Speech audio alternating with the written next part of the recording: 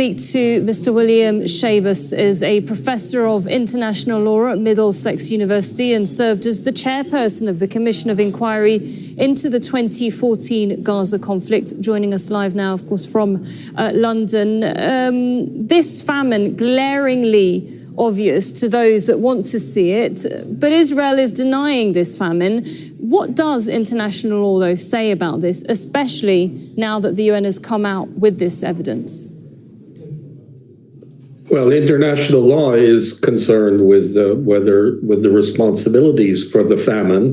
The famine is a fact. We have a very, very credible, authoritative report now based upon a scientific scale. So it's not a subjective determination. It's not just opinions of observers, but this is based on scientific evidence.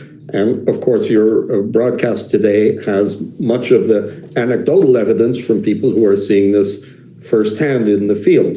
But what interests us from the international law standpoint is the responsibility that states and individuals may have for provoking, for tolerating, and for promoting the famine that is clearly underway now in Gaza. We've been watching this, of course, and talking about the danger of famine for more than a year. But it has, as Hani Mahmoud mentioned a few minutes ago, it has reached a tipping point. And that's why it's now in category 5 of what's known as the IPC scale. So then the questions are, does Israel have a defense? Can they argue that this is in some way justified, what they're doing? And obviously this cannot be justified by the claim of recovering the hostages or of self-defense. What this is, clearly, it seems to me, is an act or a combination of acts that are war crimes. And the High Commissioner for Human Rights has said that in the statement issued some hours ago, that this would be the war crime of starvation as a weapon of war or a means of war. But it's also very strong evidence of the intent to destroy the people of Gaza. And that's now we're talking about the category of genocide. And so this is Mr. Shabas, this is exactly it. It's also about proof of intent. Would all of this evidence stand in court like the ICC or ICJ to support the accusations, not just of genocide against Israel, but also of its leaders carrying out deliberate campaigns of starvation and war crimes? Well, absolutely. I mean, the responsibility here, these are not unlike a lot of war crimes, which can be sometimes sort of fobbed off on individual soldiers acting in an undisciplined way. These are clearly acts of policy.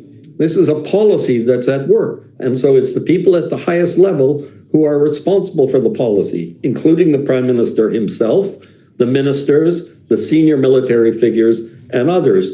Mind you, it goes beyond this as well. To those who are contributing to it and who may be accomplices. And this goes beyond Israel, because there are governments that are supporting Israel, that are encouraging Israel. And when we see these acts, which they cannot claim to be indifferent to or to ignore that they're taking place, they have to face the fact that they too may be held responsible as accomplices before an international court or tribunal. And in your experience, because you served as the chairperson of the Commission of Inquiry into the 2014 Gaza, something that Al Jazeera covered extensively back in the time, that was more than a decade ago now. How does this compare in terms of Israel's ability now, it seems, to do what it wants without real backlash, such as sanctions, for example? Well, in 2014 and 2015, when the report came out, it, of course, found that Israel was responsible for violations of war crimes and that it was responsible for various atrocities and violations of international law. But there was no serious suggestion of famine, by my recollection, and the number of deaths of civilians was somewhere in the range of 1,500, which is so clearly in a different order of magnitude than what we're seeing now in Gaza. So the challenge here, there's another commission of inquiry that has been created by the Human Rights Council like the one that I was involved in back in 2014 and 2015, and they will be studying this and they will write about this. But these are, of course, these are reports that do what we call naming and shaming. And what we want to do now is lift this into another zone in terms of holding people responsible. Those who are responsible for this should be going to jail for a long time.